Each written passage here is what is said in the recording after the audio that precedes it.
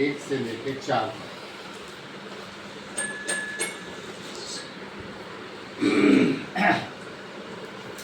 जब योआस राजा हुआ तब वह 7 वर्ष का था और यरूशलेम में 40 वर्ष तक राज्य करता रहा।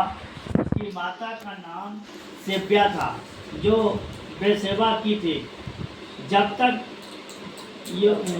यहोयादा याजक जीवित रहा तब तक योआस वहाँ काम करता रहा जो यहोवा की दृष्टि में ठीक है। योआदा ने उसको उसके 2 विवाह कराए और उससे बेटे बेटियां उत्पन्न हुई। इसके बाद योआस के मन में यहोवा के भवन की मरम्मत करने की इच्छा उपजी।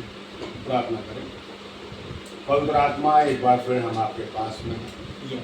प्रभु, आज की रात्रि के समय इस पूरे परिवार के साथ, हम तमाम लोगों के साथ, प्रभु आपका आत्मा हमारे मध्य में है। और प्रभु हम धन्यवाद देते हैं कि कुछ देर जब आपके वचनों से हम सीखते हैं, आपका आत्मा हमारे बीच मंडराए, बोले, बातचीत करें। ऐसे हम प्रार्थना करते हैं, मुझे इस्तेमाल करें। यीशु के नाम से प्रार्थना करना। दूसरा इतिहास की किताब, उसका 24वां अध्याय, हमने पहले पद से लेकर 4 पद तक पढ़ा।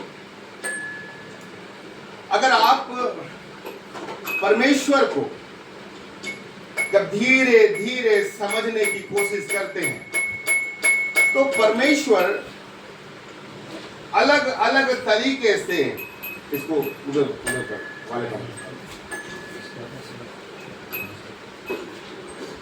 तो परमेश्वर अलग अलग तरीके से किसी भी व्यक्ति के जीवन को नया करता है, परिवर्तन करता है। लेकिन जब आप कभी इस बात को समझने की कोशिश करिएगा कि जैसे हम जब रिश्तों में रहते हैं तो रिश्तों में भी कई बार उतार चढ़ाव का सामना करना पड़ता है। ऐसा नहीं है कि रिश्तों में हर दिन मिठास हो, हर दिन बहुत बढ़िया हो, नहीं है, पॉसिबल नहीं। लेकिन कई बार हमें अच्छा लगता है, लेकिन कई बार हमारे मन को चोट भी लगता है। लेकिन कभी आपने परमेश्वर को समझने की कोशिश करी है कि जो परमेश्वर ने हमको एक नया जन्म दिया और हमने आत्मिक दूध की उससे लालसा करी, लेकिन जब कई बार हम खुदा के साथ अपने रिश्तों को उस तरीके से लेके नहीं चलते तो परमेश्वर कैसा महसूस करता है। एक दिन की बात है कि मैं अपनी माँ के साथ बैठा था और मैंने अपनी माँ को कुछ समझाया और क्या समझाया, वो रोने लगी जबकि मैं ऐसा कुछ बोला। लेकिन जैसे उसने रोई तो रोने के बाद एक बात जो मेरे दिमाग में आई कि मैंने कुछ ऐसा बोला नहीं, लेकिन फिर भी उसके दिमाग में क्या था क्या नहीं था, और वो रोने लगी। ठीक है, फिर मैंने माँ के विचारधारा से भी सोचने की कोशिश किया कि क्या क्या कारण है, मेरी माँ को क्या लगा, तो मैं एक निष्कर्ष में आया। वैसे ही हम क्या परमेश्वर के विचार से अपने जीवन को खोजने की या खोदने की कोशिश करते हैं कि क्या मेरे जीवन में ऐसा कोई हिस्सा तो नहीं है जिसके चलते जब खुदा से मेरी मुलाकात होती है या खुदा से मैं प्रार्थना करता हूं, बाइबल पढ़ता हूं, तो ऐसा तो नहीं है कि खुदा मुझको देखकर कहीं ना कहीं किसी ना किसी हिस्से में उदास हो जाता है। हमारे जीवन का एक उद्देश्य है, व्यक्ति खुश हो ना हो, खुदा खुश होना चाहिए। किसी व्यक्ति को खुश करने नहीं आए हमने ये जो बाइबल पकड़े, मसीह जीवन पकड़े, इंसानों को खुश कर। इंसान आज खुश होगा, कल आपको गाली बकेगा, क्योंकि रिश्ते बदलते हैं, लोग बदलते हैं, परिस्थितियां बदलती हैं। लेकिन उसके अलावा इस नजर से भी देखने की कोशिश करना है कि मेरे खुदा को मेरे अंदर कुछ ऐसा तो नहीं दिख रहा जिसके चलते वो उदास हो रहा है। अब कल्पना करो, हम हर रिश्तों को बड़े अच्छे तरीके से निभाने की कोशिश करते हैं, कोई सी रिश्ता हो, कैसे च लोग हो लेकिन फिर भी किसी ने कुछ बोल भी दिया, लेकिन हम हर रिश्तों को जहां तक हमारी सामर्थ होती है हम निभाने की, और उस रिश्ते को निभाने के लिए यदि झुकना पड़े, टूटना पड़े, बेइज्जत होना पड़े, अपमानित होना पड़े, तो भी हम झेल जाते हैं कि चल भाई, अगर बेइज्जत होके भी रिश्ता संभला हुआ है तो हम क्या करते हैं, बेइज्जत होना भी स्वीकार लेते हैं। ठीक है, अब आप कल्पना करो, अगर हम इंसानों के साथ, अपने रिश्तों के साथ ऐसे हैं, तो खुदा के साथ हमारा रिश्ता किस कदर होना चाहिए? खुदा के साथ हमारा जो रिश्ता है किस कदर से होना चाहिए, वो आपको कहां मिलेगा? दूसरा इतिहास की किताब, उसका 24वां अध्याय, पहला पद, जहां लिखा जब योआस क्या हुआ? राजा। ठीक है, कितनी उम्र थी उसकी? अरे वाह, कितने साल का था लड़का? 7 वर्ष। 7 साल समझते क्या होता है? कल्पना करो, कितनी एज होती है 7 साल? मतलब महीने से 2 बड़ा है, 5 साल का महीने हो गया, 7 साल मतलब आदमी खेलने कूदने वाला, क्या बन गया वो? अब आप कल्पना करें, देखिए मैं आपको जो बताना चाहूं ना, जब योआस 7 वर्ष का हुआ तो आप उसके नीचे अगर पढ़ेंगे 4थे पद में कि इसके बाद योआस के मन में यहोवा के भवन की मरम्मत करने की इच्छा क्या हुई? जी। क्या परमेश्वर ने बोला तू काम कर? परमेश्वर के भवन की क्या लिखा है यहां पर? यहां पे लिखा है कि योआस के मन में, योआस के मन में परमेश्वर के भवन की मरम्मत करने की इच्छा पैदा हुई। अब आप कल्पना करो, 60 साल का लड़का, खेलने कूदने की उम्र का लड़का, लेकिन जब वो 7 साल का हुआ, आप कल्पना करें कि एक बच्चा, 7 साल का बच्चा जिसको खेलना है, कूदना है, युद्ध की तैयारी करना है, ट्रेनिंग लेना है, लेकिन इन तमाम चीजों से हटकर उसके मन में परमेश्वर के प्रति, उसके भवन के प्रति काम करने की क्या हुई? इच्छा। अब आप कल्पना करें, आप 7 साल के लड़का किस तरह खुदा से चिपका होगा, किस तरीके से उसके मन में ये चीजें आई होगी कि खुदा उसके अंदर क्या कर रहा है, एक काम चालू कर रहा है। कई बार हम लोग क्या है ना, खुदा को आशीष देने तक खुदा को हम एक जरिया बना के रख लेते हैं। कुछ चीज चाहिए तो खुदा, कुछ जरूरत हो तो खुदा, समाधान चाहे तो खुदा। लेकिन जब खुदा के लिए कुछ करने की बारी आती है, खुदा के लिए जब आपको अपने समर्पण करने की बारी आती है, तो वहां हमारा रिश्ता फीका क्यों पड़ जाता है? मैं इसको यह सोचता हूं कि यदि मुझे खुदा से कुछ लेने की बारी आई तब भी मुझे लेना है, लेकिन जब खुदा को कुछ देने की बारी आई तो भी मुझे पीछे नहीं हटना है। चलो, कई लोग पैसा करते हैं ना, पैसा का, लेकिन क्या हम खुदा के लिए इतने ईमानदार हैं कि हमारा एक दिन का भी समय प्रार्थना के बिना नहीं चुकता? आप सोचो कि जब हम थक जाते हैं ना तो हमें बिस्तर याद आता है, घुटने याद नहीं आते। खुदा को पैसा वैसा नहीं चाहिए, ढेर पैसे वाले हैं, लेकिन खुदा जो बताना चाह रहा है कि 7 साल के लड़के के अंदर किसी खिलौने के प्रति आकर्षण नहीं आया, किसी नगर को जीतने के प्रति आकर्षण नहीं आया, लेकिन इस 7 साल के बच्चे को खुदा के भवन की मरम्मत करने की इच्छा पैदा हुई। उसके आकर्षण का केंद्र कोई खिलौना नहीं था, उसके आकर्षण का केंद्र खुदा का भवन था। हमारे लिए आकर्षण का केंद्र क्या है? सुबह से उठकर दिन भर हम लोग क्या करते हैं? काम करते हैं, और जब वो थके हुए शरीर के साथ खुदा को जब कुछ देने की बारी आती है तो हम नहीं दे भी नहीं पाते हैं। लेकिन एक चीज याद रखें, योआस और परमेश्वर के भवन के मरम्मत के बीच एक बहुत इंपॉर्टेंट व्यक्ति था। मालूम कौन? तीसरा पद पढ़े, दूसरा। जब तक यहोयादा याजक जीवित रहा। कौन था ये व्यक्ति? यहोयादा याजक था। ठीक है ना, ये कौन था? याजक था। ये जब तक जीवित रहा तब तक योआस वहां काम करता रहा जो यहोवा की दृष्टि में। ये व्यक्ति, ये याजक जो था ना, इसने योआस को 6 साल तक इसकी पत्नी ने परमेश्वर के भवन में छुपा के रखी थी, क्योंकि अतल्या ने पूरे खानदान को नष्ट कर दिया था। 6 साल तक इस बच्चे को यहोयादा राजा ने और उसकी पत्नी ने परमेश्वर के भवन में छुपा के रखी कि कहीं अतल्या इसको जान से। लेकिन जैसे ही 7वें साल कंप्लीट हुआ तो इस यहोयादा याजक ने क्या किया? उसको राजा, वो खुद राजा नहीं बना। तो जो मुख्य केंद्र है वो यहोयादा याजक एक अगुवा है।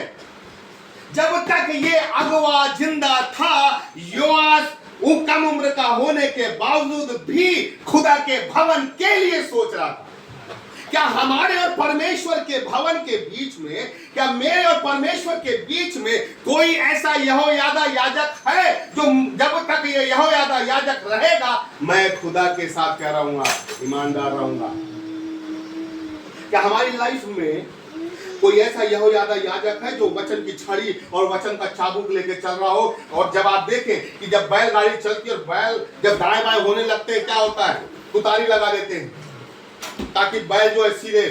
एक अगुवे को भी ये काम करना चाहिए कि जब उसकी भेड़े या उसके लोग जब परमेश्वर के वचन से दाएं बाएं होने लगे तो वचन का चाबुक चलाना चाहिए। आज वचन का चाबुक नहीं चल रहा था, भाग जाएंगे लोग बाग। आज सबको प्यार चाहिए, मिठास चाहिए, बड़ा मीठापन चाहिए, प्यार से बात करने वाले चाहिए।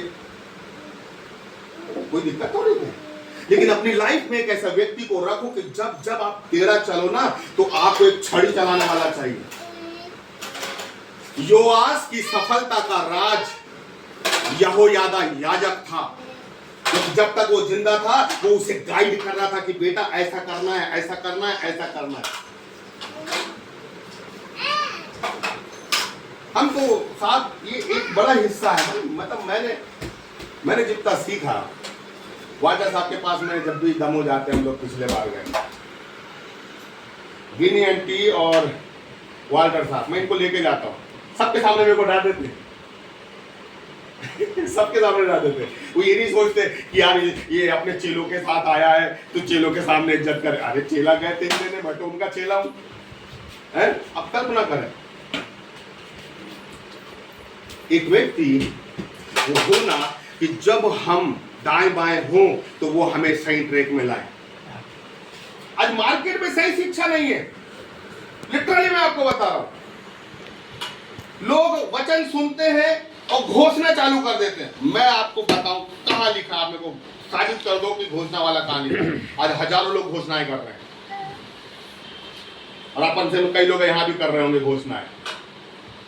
अब बाइबल पढ़ लें साहब, आप चलो, वहां लिखा है तुम विश्वास से मांगो तुम्हारे लिए।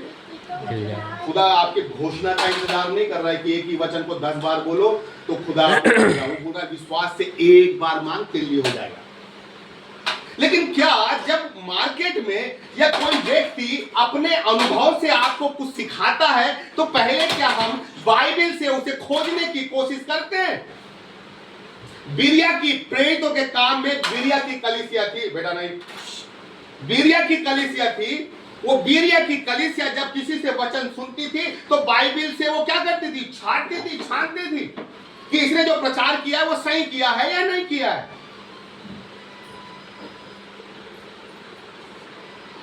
पहली चीज, हम वचन से नहीं छांटते, हम नहीं देखते हम कि यार ये बंदा जो प्रचार किया है वो सही बोला है कि नहीं बोला है, पहली चीज। दूसरी चीज, मैं बोल रहा आपको समझ में नहीं आ रहा, तो आपको यहोयादा याजक के पास जाना चाहिए, पूछना चाहिए कि मैं ऐसा सुना हूं, क्या ये वचन की शिक्षा है या नहीं है।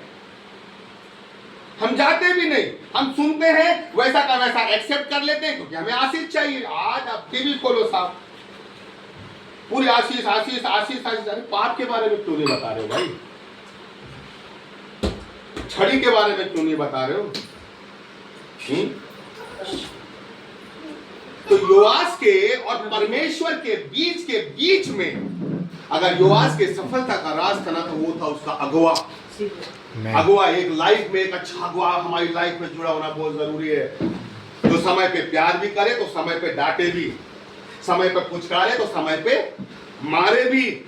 जब तक, क्या लिखा है वहां पर, जब तक यहोयादा याजक जीवित रहा, जब तक, तब तक योआस जो था वो खुदा से जुड़ा हुआ था। लेकिन इसके बाद देखिए क्या हुआ। अगर आप 17वां पद,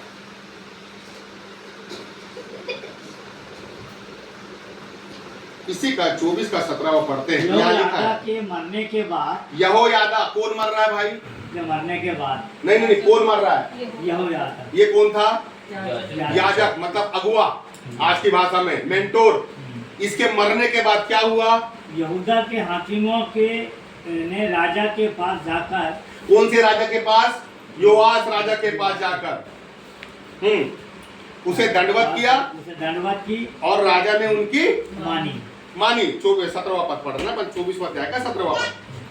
तब वे अपने पितरों के परमेश्वर यहोवा का भवन छोड़कर अशेरों और मूर्तों की उपासना करने। कौन उपासना करने लग गया? किसके कहने में आकर?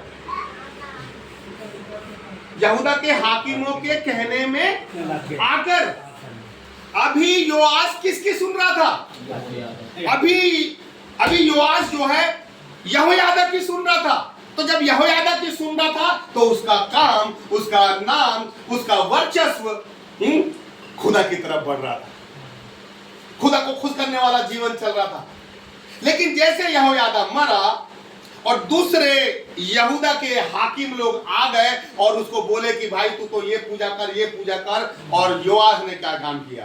पूजा पाठ करना शुरू कर दिया। अब मालूम इसका, देखो परमेश्वर के पास कैलकुलेशन बिल्कुल स्पष्ट। मैं सही कर रहा हूं तो आशीष मिलेगी, और मैं बुरा कर रहा हूं तो थपेड़े भी मेरे को पड़ना है। ऐसा नहीं है कि आपने अच्छा काम किया तो प्यार मिला, और गलत किया तो नहीं मेरा बच्चा कोई हाथ नहीं लगाया। नहीं, हाथ भी फिर परमेश्वर ही लगाएगा।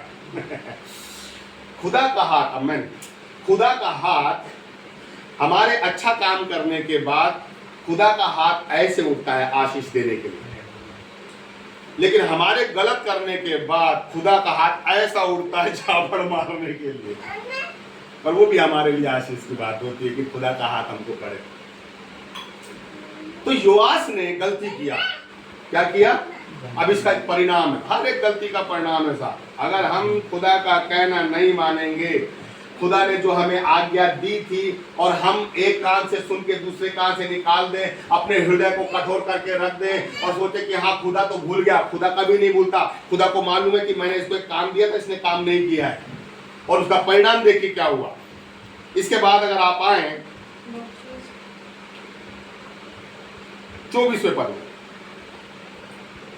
अरामियों की सेना थोड़े ही सैनिकों के साथ तो आई, परंतु यहोवा ने एक बहुत बड़ी सेना उनके हाथ कर दी, क्योंकि उन्होंने अपने पितरों के परमेश्वर को त्याग दिया था। इस प्रकार योआस को भी उन्होंने दंड दिया। अब देखिए क्या हुआ, रिजल्ट समझ में आ रहा है आपको? थोड़े से आरामी लोग आए, और इन आरामी लोगों ने योआस के नगर पर आक्रमण किया, और क्या हुआ? इन थोड़े से सैनिकों ने योआस की सेना को, उनके घमंड को क्या कर दिया? चकनाचूर कर दिया। जब तक आपके जीवन में यहोयादा याजक जुड़ा रहेगा, एक अच्छा अगुवा जुड़ा रहेगा, आप सफलता की तरफ बढ़ते रहेंगे, आनंद की तरफ बढ़ते रहेंगे, शांति की तरफ बढ़ते रहेंगे। लेकिन जैसे ही आप अपने अगुवे को चेंज करते हैं और ऐसे लोगों को अपनी लाइफ में जोड़ देते हैं, ऐसे प्रधान याजकों को अपनी लाइफ में जोड़ देते हैं, तो जब ऐसे गलत लोगों को अपनी लाइफ से जोड़कर उनके अनुसार आप कहना मानने लग जाते हैं, तो आप एक गलत रेत की ओर आगे बढ़ने लग जाते हैं। और यहाँ लिखा थोड़े से आरामी। आज लोग, एक समय था बड़ी बड़ी समस्याओं को हम प्रार्थना के दम पे हम जीतने वाले लोग, लेकिन कई बार थोड़ी थोड़ी समस्या हमारी लाइफ से नहीं जाती। कभी आपने सोचा है कि हमने बड़ी बड़ी समस्याओं को जीत लिया, लेकिन ये छोटी छोटी समस्याएं क्यों नहीं जा रही? अगर छोटी छोटी समस्या हमारे जीवन से नहीं जा रही है, इसका मतलब यह है खुदा उस छोटी सी समस्या, उस थोड़े से आरामियों के द्वारा हमें कुछ सिखाना चाह रहा है। और जब तक हम नहीं सीखेंगे ना, वो समस्या बनी रहेगी। आप कहीं भी चले जाओ, समस्या आपका पीछा करेगी। समझ रहे क्यों? क्योंकि जो खुदा ने मुझे बोला था, मेरे ना करने के बाद खुदा मेरे पीछे लगा हुआ है। देखिए बड़ी अच्छी चीज है, अगर आप अच्छा काम करेंगे ना, तो आशीष से आपको, आप जमीन के अंदर भी घुस जाओगे ना, तो वो आशीष पीछा करते हुए जमीन के अंदर घुस जाएगी, अगर अच्छा काम किया। लेकिन आपने अगर अच्छा काम नहीं किया है, तो दंड भी, आप कहीं भी चले जाओ तो दंड भी आपके पीछे आएगा, है ना? बात ये है, लेकिन हम समझ नहीं पाते। हमें लगता है कि सारी चीजें नॉर्मल चल रही है, थोड़ा बहुत ऊपर नीचे चलता रहता है, हम उसको क्या है, ऐसा सोच के अपने मन को क्या करते हैं, संतुष्ट कर देते हैं। लेकिन ये भी सोचना चाहिए कि कहीं ऐसा तो नहीं कि ये छोटी सी समस्या जो 6 महीने से 1 साल से मेरी लाइफ में बनी हुई है, कहीं ऐसा तो नहीं कि खुदा मुझसे नाराज चल रहा है। हम क्यों ये नहीं सोच पाते कि खुदा मेरे जीवन में ऐसा क्या हो गया है कि मैं, बाइबल कहती है जिस जगह में तुम्हारे कदम होंगे वो भूमि तुम्हारी हो जाएगी।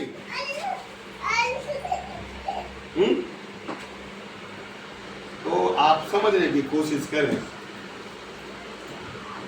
कई बार हम खुदा को ना बहुत हल्के में ले लेते हैं, और जब तक खुदा को हम गंभीरता से लेंगे नहीं, खुदा का कहने का मतलब ये है, हम बहुत आसानी से बोलते हैं खुदा तेरी इच्छा पूरी हो हमारे जीवन में पूरी, लेकिन जब खुदा कुछ अपनी इच्छा आपको बताता है ना, तो फिर कई बार हम लोग क्या करते हैं, हम ना अपने कदम पीछे कर देते हैं। ये 7 साल का बच्चा जिसका ध्यान, जिसका दिमाग खुदा की तरफ लगा हुआ था, लेकिन उसके पीछे वो यहोयादा याजक की शिक्षाएं थी।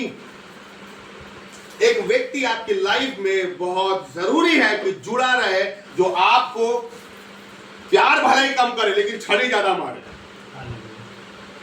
क्यों ऐसा? क्योंकि अगर आप दूसरा तीमुथियुस 3:16 में लिखा है कि संपूर्ण बाइबल किससे लिखी गई है?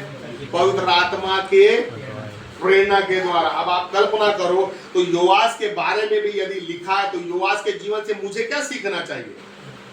योआस के जीवन से मुझे यह सीखना चाहिए कि मुझे अपनी लाइफ में एक अच्छा मेंटोर, समझ रहे हो ना, जो खुदा की लाठी से तप के निकला हो। अब सब लोग सोचते हैं खुदा का प्रेम से हम तप के निकले, पॉसिबल नहीं है।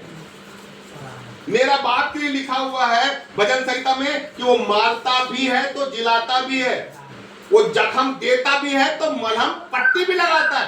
दोनों चीजें उस बाप के स्वभाव में। अब मैं सोचूं कि बस मेरे को तो बस चंगा रहना, अच्छा रहना, ये रहना है, ऐसा नहीं।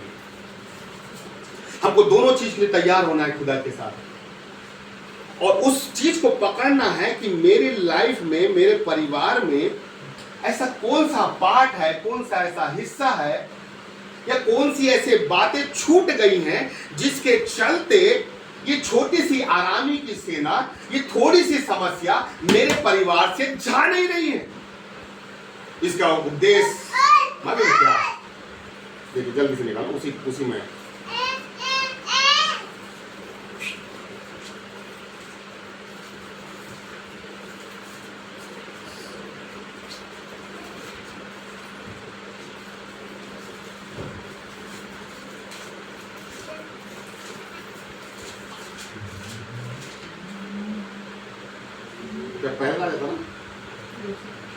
क्या था? हाँ। अब देखिए इसमें लिखा है 20 पद में, दूसरा इतिहास उसका 24 का 20। तब परमेश्वर का आत्मा यहोयादा याजक के पुत्र जकरिया में समा गया। अब कल्पना करें, यहोयादा याजक मर चुका है, खुदा को कोई ना कोई व्यक्ति चाहिए जिसके थ्रू खुदा अपनी आवाज को अपने लोगों तक पहुंचा सके, योआस के घराने तक, वो इजरायली राजाओं तक खुदा अपनी आवाज को पहुंचाना चाहता है। लेकिन यहोयादा याजक मर चुका है, उसके पास कोई ऐसा व्यक्ति नहीं है जिसके माध्यम से खुदा बात करे। लेकिन खुदा को एक ऐसा व्यक्ति यहोयादा याजक का बेटा जकरिया मिल गया है जिस पर खुदा ने अपना आत्मा उंडेला है। और जकरिया जो क्या कहता है देखिए, वह कहने लगा, परमेश्वर यो कहता है कि तुम यहोवा की आज्ञाओं को क्यों टालते हो? और क्या लिखा है, ऐसा करके तुम्हारा भला नहीं हो सकता। बस सिंपल सा फंडा सा। अगर हम खुदा की आज्ञाओं को टालेंगे मतलब क्या है मालूम? हम कर सकते हैं लेकिन हम टाल देते हैं। समझ रहे हैं आप? मतलब वो शक्ति हमारे अंदर है कि हम उस आज्ञा को मान सकते हैं, लेकिन हम लोग क्या होता है ना, किसी न किसी दिमागी हालातों के चलते, परिस्थितियों के चलते, अपने फ्रस्ट्रेशन के चलते हम क्या करते हैं, आज्ञा को टाल देते हैं। और जब अगर आज्ञा को हमने टाल दिया तो फिर हमारा भला नहीं हो सकता।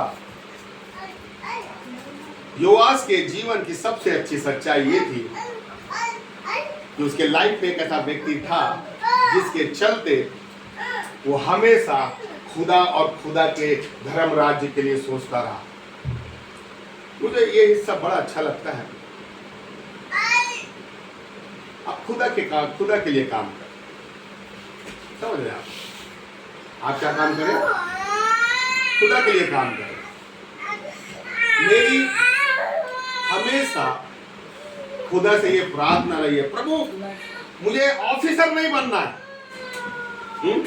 आज क्या लोग चर्च बना लेते, सूट टाई वाई पहन के, टोपी ओपी लगा के, बिल्कुल सोचा अरे अब हम क्या हो गया, राजा हो गया, 20-30 लोग अपने अंडर में हो गए है ना, ऑफिसर बन गया, पास्टर मतलब ऑफिसर बन गया। लेकिन मेरी खुदा से ये प्रार्थना है कि प्रभु ऑफिसर नहीं, मजदूर बनाना, मैं एक अच्छा मजदूर बनाना, एक बेहतरीन मजदूर बनाना।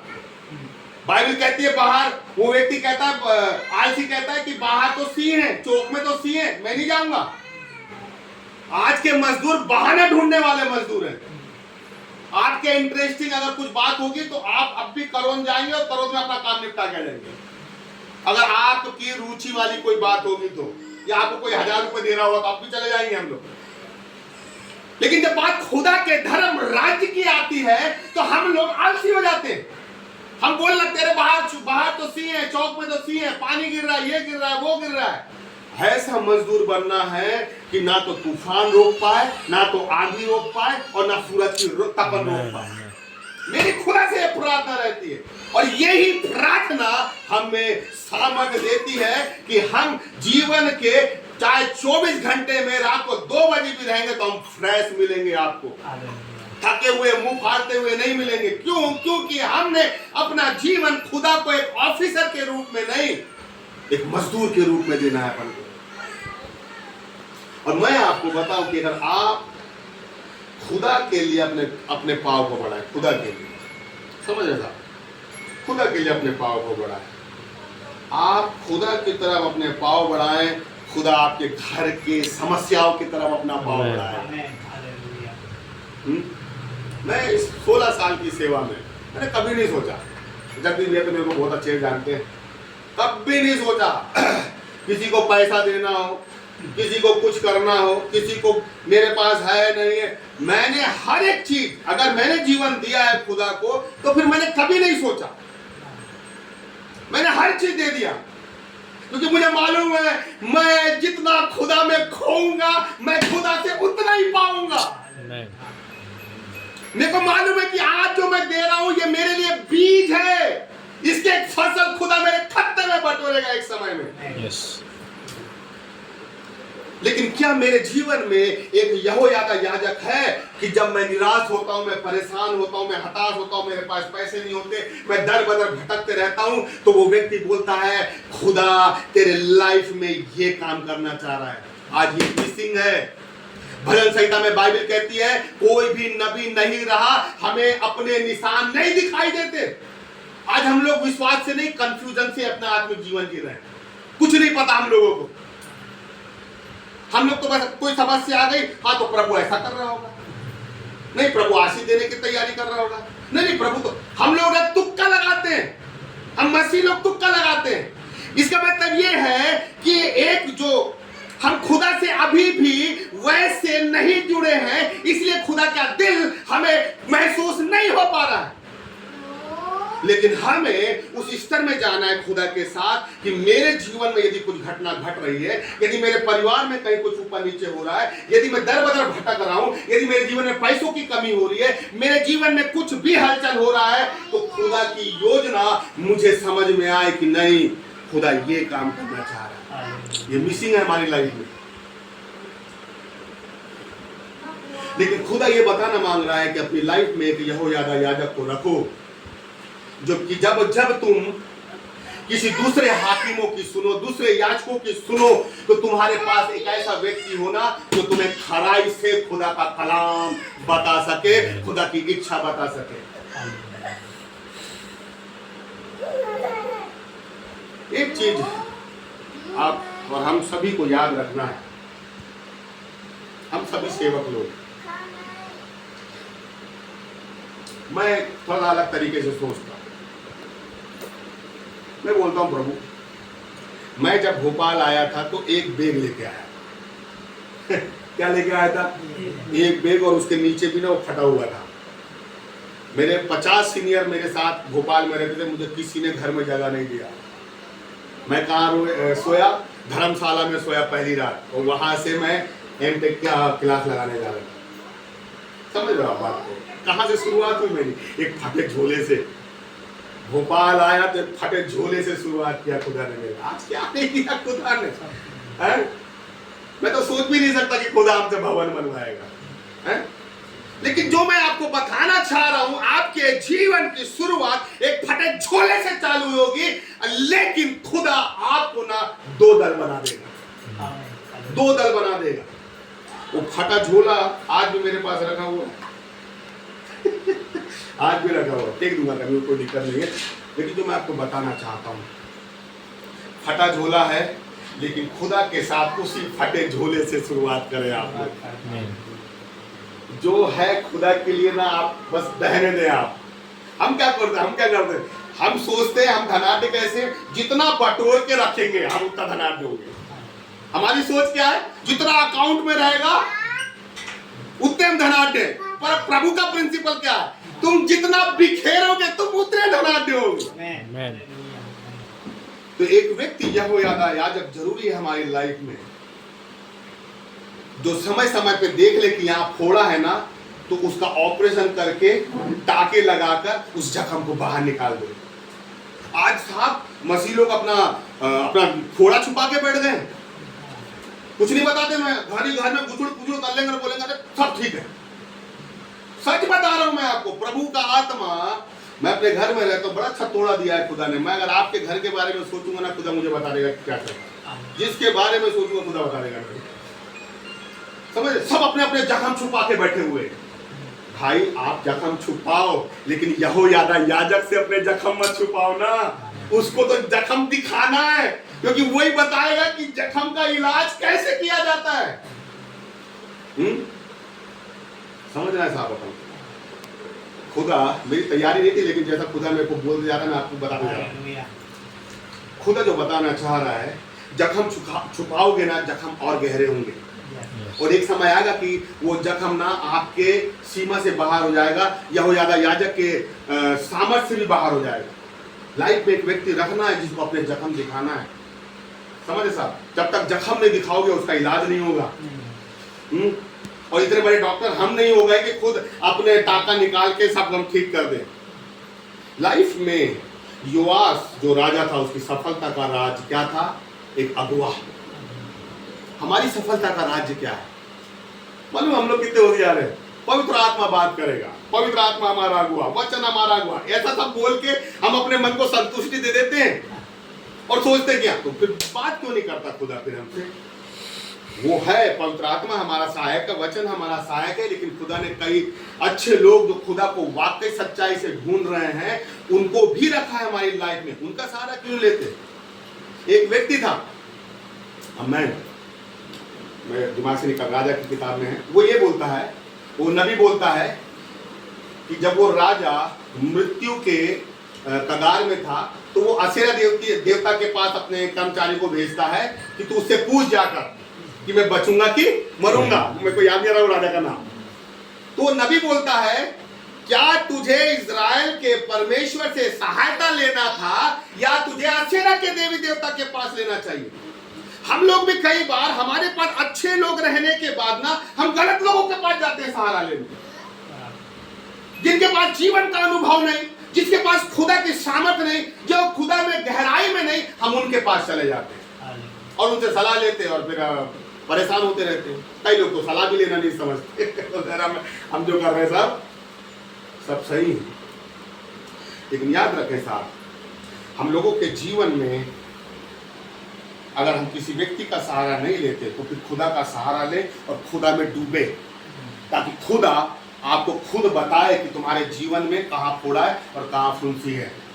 अगर हम परेशान चल रहे हैं, अगर आज भी हम बिना वरदानों के घूम रहे हैं, यदि आज भी हमारी सेवा में दम नहीं आ रहा है, यदि आज भी हमारे प्रार्थना में मन नहीं लग रहा है, तो मैं आपको बताऊं, कहीं ना कहीं हमारे जीवन में दिक्कत है, जिसके चलते खुदा बताना चाह रहा है कि इस दिक्कत को तुम्हें खुद समझना पड़ेगा कि वो दिक्कत कहां से है,